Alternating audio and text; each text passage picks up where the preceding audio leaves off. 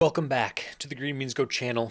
It is your host, me, and we are here for another Green Means Go think piece. And if you are familiar with that type of content that I put out every so often, you know that we don't always reach a conclusion.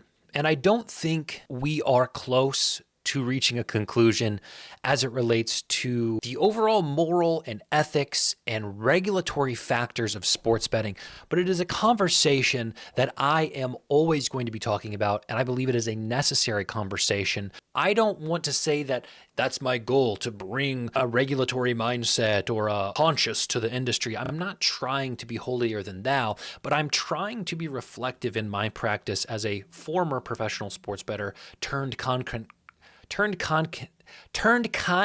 creator. I try to think about this industry as it impacts not only me, but the society that we live in, because we are going to have to continue navigating these waters that are relatively new as they have developed on a national, mobile, fairly wild west scale. So in this video, I want to discuss parts of the documentary. I want to talk briefly about some engagement I had with a fairly well-known Twitter personality and professional sports bettor, Jack Andrews, and really just update you guys on where I am as it relates to sports betting. And if you're wondering why the green and the red, that was an accident. And then before I changed it, I said, this sort of feels right, because we sit here and often we don't know what sports betting is to us. Some people it's this. Some people it's a money-making endeavor. Some people it is their livelihood. Some people it is a form of profit and monetary gain. And then for other people it is incredibly destructive. This is not a black and white, green and red issue. It is a spectrum. I think we need to spend more time conversating about that spectrum, and we don't. So this documentary aired last night on CNN. Overall, I felt like this was a solid documentary. It told stories of addicts. It told stories of professional bettors. It talked to regulators, addiction specialists. It talked to UCLA professors. It talked to the head of the American Gaming Association, which, might I just take a second and say, he was ruthless, money hungry. In fact, I wrote this down. He said, his words, gambling isn't addictive. It's academia wrapped up in advocacy. And he isn't aware of books limiting users. While he has heard that that does happen, it's not something he can weigh in on. What? So I don't want to spoil the documentary or give you too many details. I would encourage you, if that sounds interesting to you, to go out and actually find a way to watch it. But as I watched it, I kept asking myself, how do we fix this? How do we regulate it in a way that let's regulate that vehicle?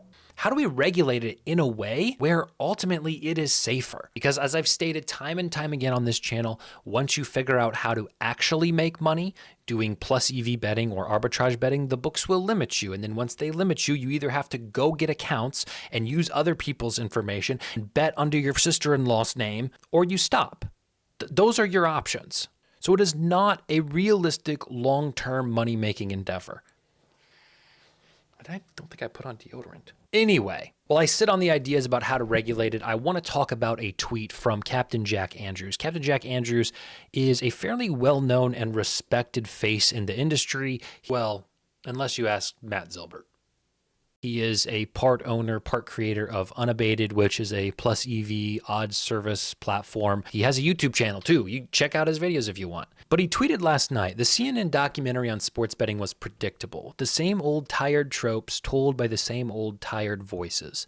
The bright spot was Round Robin 42, who is Isaac. He appears in the documentary. He does do a fantastic job showing how hard work and intelligence can overcome even the most predatory of markets. Captain Jack is expressing an opinion that it was the same old tired tropes and the same old tired voices. But when I watched that, it's not the message that I got. It was a fairly well-rounded documentary with people on both sides of the aisle, guy who's the president of the gaming industry and guy who is a recovering addict seeking to help other addicts. Like, they had it all in this. They had a professional sports bettor. They had a degenerate gambler. The more I looked at it, the more I thought he just wants paws off. So I responded and said, have to disagree with this take from a respective voice in the industry.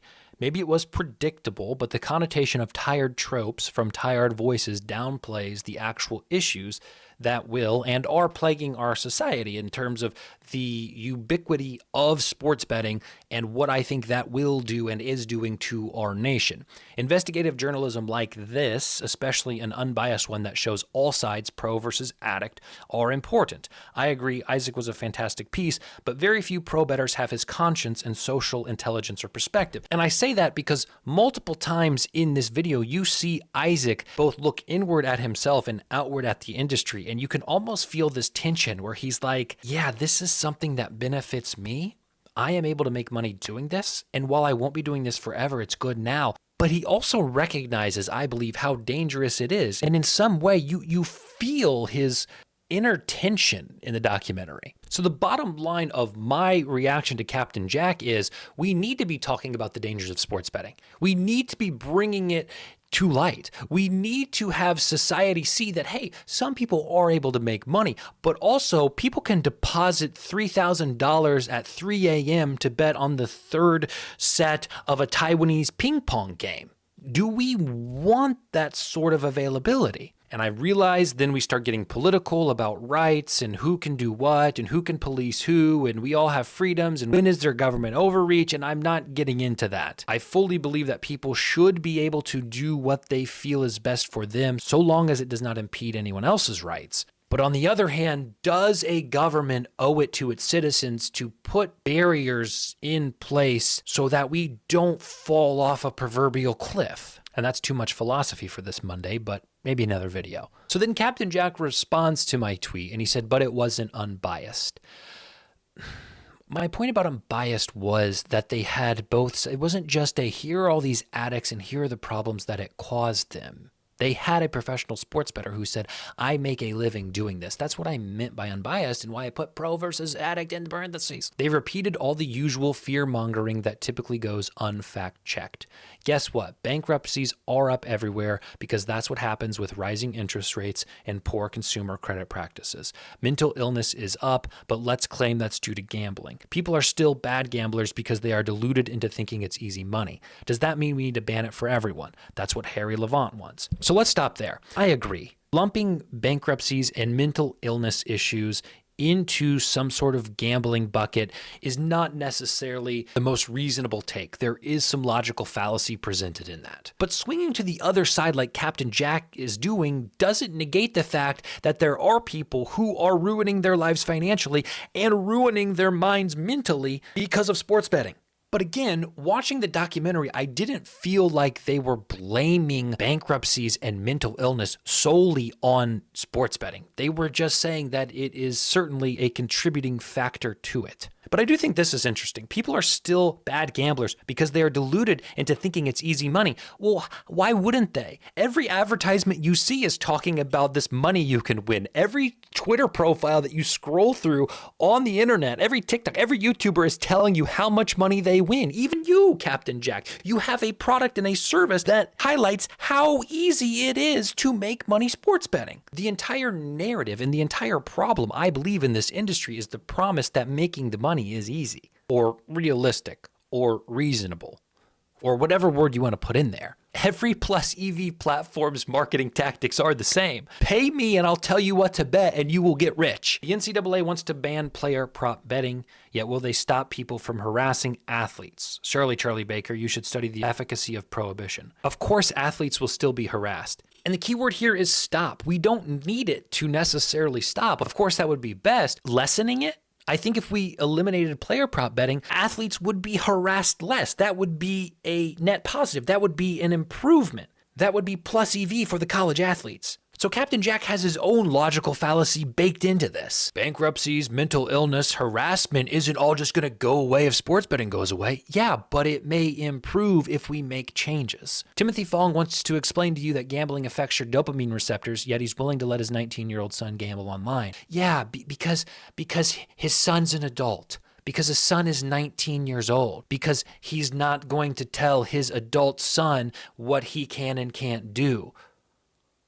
He also very clearly states in the documentary that he talks to his son about it. They have conversations around sports betting. They understand and they navigate what it means to bet recreationally, bet for fun, bet as a hobby, as opposed to something with a financial gain or something that will change your tax bracket. Again, Jack is going with this all or nothing mentality. He is lacking nuance in this argument that a lot of people seem to struggle with in this industry. And I have a hot take. I really genuinely think that all these plus EV minds fail to understand certain nuances. And this is not a Captain Jack. Like, I know Jack Andrews is intelligent. This is not an insult to him whatsoever. They approach the world, they approach their livelihood, they approach the sports betting thing as black and white. If the numbers are good on the screen, we bet it. And I really truly believe that a lot of these people have morphed their minds into being strictly mathematical, strictly right and wrong, strictly black and white. And it lacks this middle ground that is so important and could actually lead to a fundamental and tangible change in the industry. Frick.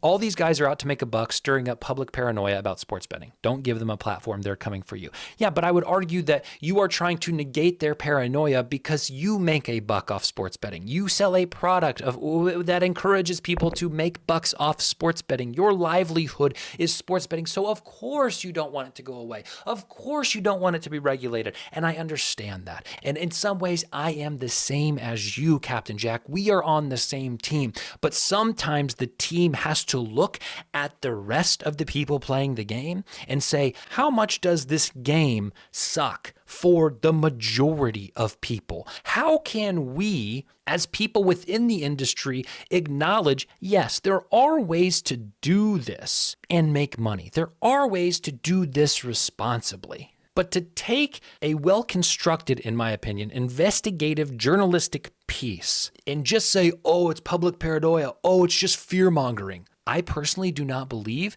that's how we should approach this conversation. And that doesn't make me right, and it doesn't make Captain Jack wrong.